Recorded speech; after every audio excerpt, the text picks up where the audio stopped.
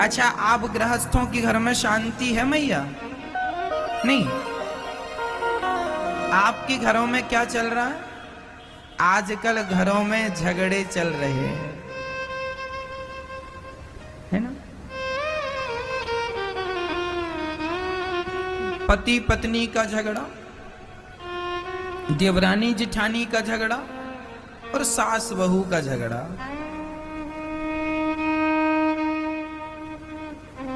अच्छा मैया बताओ, झगड़ा क्यों होता है?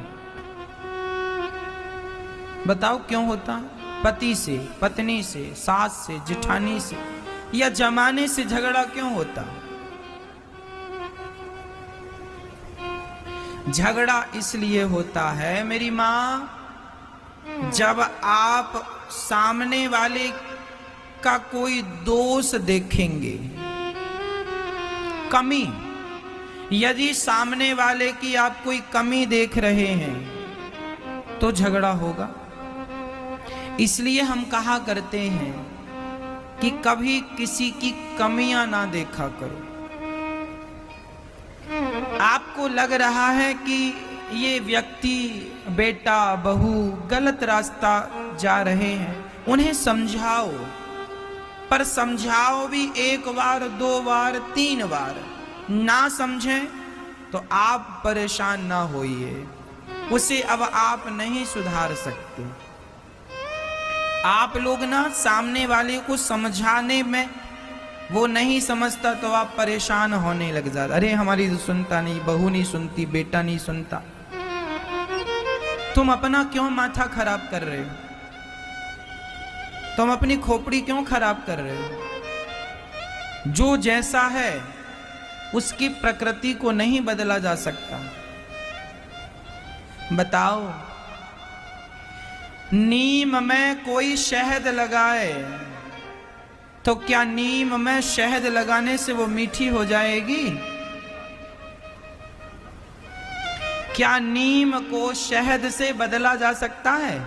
उसकी कड़वाहट खत्म की जा सकती है? मैया, परमात्मा ने जिसे जैसा बनाया है उसे तुम नहीं बदल सकते, उसे हम नहीं बदल सकते। इसलिए वो जैसा है, वो जैसी है, उसे वैसे रहने दो और आप अपना मन वहां से हटाकर भगवान में लगा दो। यही कल्याण का साधन है। आप परेशान बिल्कुल ना होइए, चिंता ना कीजिए। आपके वश में कुछ नहीं है, आपके हाथों में कुछ नहीं है।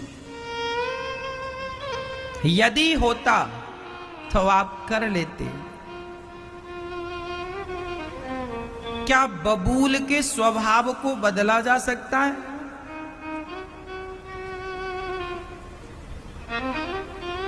ज्यादा उपदेश उन्हें नहीं करना चाहिए जो समझे ही ना।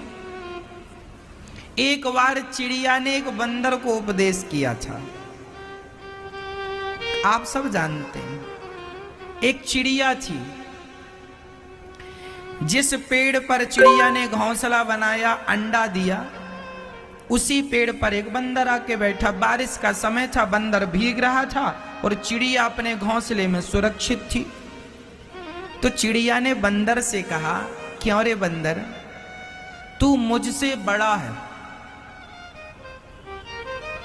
मैं देख तुझसे छोटी होकर, चिड़िया होकर मैंने अपने लिए कितना बढ़िया घोंसला बनाया है, और तू अपने लिए एक छोटा सा घर क्यों नहीं बना लेता? बरसात में भीगता रहता, क्यों नहीं अपने लिए घर बना के रहने लग जाता? जब चिड़िया ने बंदर से कहा कि तू घर क्यों नहीं बनाता, तो चिड़िया ने तो अच्छा कहा ना, लेकिन बंदर को बुरा, ए चिड़िया मुझे उपदेश कर रही, अच्छा। दौड़ के गया और चिड़िया का घोंसला पकड़ के उसने तोड़ दिया और फेंक दिया। ले, बड़ा उपदेश कर रही है। तो ये बताओ, बंदरों को उपदेश देने से होगा क्या? यदि आप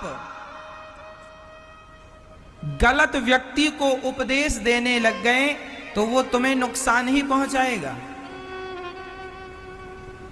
इसलिए शास्त्र कहते हैं कि समझाओ उन्हें जो समझे, ज्ञान उन्हें दो जो ज्ञान लेने के अधिकारी हों, पढ़ाओ उन्हें जो पढ़ने के अधिकारी हैं। जो आपके ज्ञान के अधिकारी ही नहीं है, उन्हें आप क्या ज्ञान देंगे? इसलिए मैया, तुम अपने बेटे और तुम अपनी बहू को ज्यादा ज्ञान ना दिया करो, जितना देना था सो दे दिया। समझना होता तो समझदार के लिए इशारा काफी होता है, समझदार के लिए इशारा काफी होता है। और ना समझने वाले को आप समझा तो रहे हैं मन लगा के, क्या परिणाम निकला है? इसलिए मैया, ज्यादा माथा पच्ची ना करो। चिड़िया ने बंदर को उपदेश दिया था, क्या परिणाम हुआ? तुम अपने बेटा बहू को ज्यादा उपदेश ना दो, उनसे अपना मन हटा लो। उन्हें जैसा करना है अब वो करेंगे, बड़े हो गए हैं, समझदार हो गए हैं। तुमने समझाना था, 2 बार समझा दिया, रास्ता बता दिया, नहीं सुन रहे हैं, नहीं समझ रहे हैं। तुम अपना मन भगवान में लगाओ, जिससे तुम्हारा कल्याण होना है। यहाँ मन लगा रहेगा और यहाँ मन लगाए लगाए तुम मर गई मैया, तो तुम्हारी दुर्गति होगी मरने के बाद। इसलिए मरने के पहले अपने मन को सब जगह से हटाकर भगवान के श्री चरणों में लगा दो, यही समझदारी है। नहीं तो फिर बाद में दोष ना देना।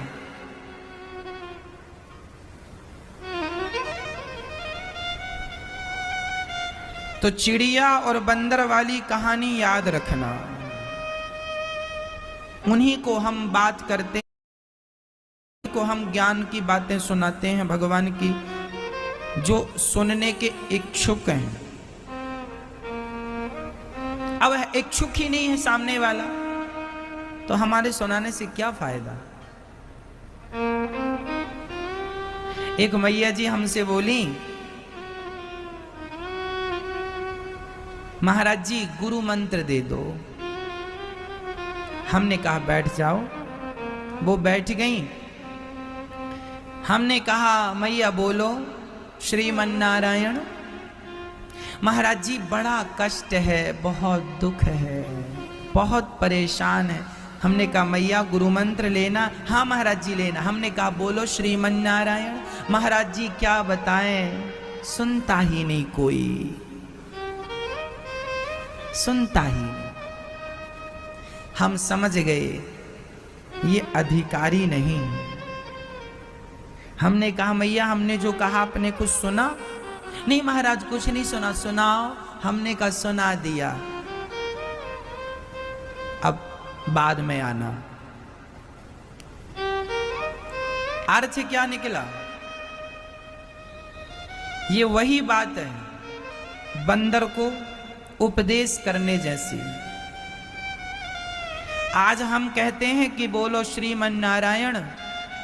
एक मैया बोली गुरुजी हम बड़े दुखी हैं, कोई उपाय बताओ। हमने कहा मैया बोलो श्रीमन नारायण, इसी का जाप करो, तुम्हारा सारा दुख दूर हो जाएगा। महाराज कोई और उपाय बताओ। आज के आदमी को भगवान पे भरोसा ही नहीं है, तो जिसे भगवान पे भरोसा नहीं हो, भगवान के नाम पे विश्वास नहीं हो, उनका दुख कैसे दूर होगा? आप ही बता दो, कैसे दुख दूर होगा?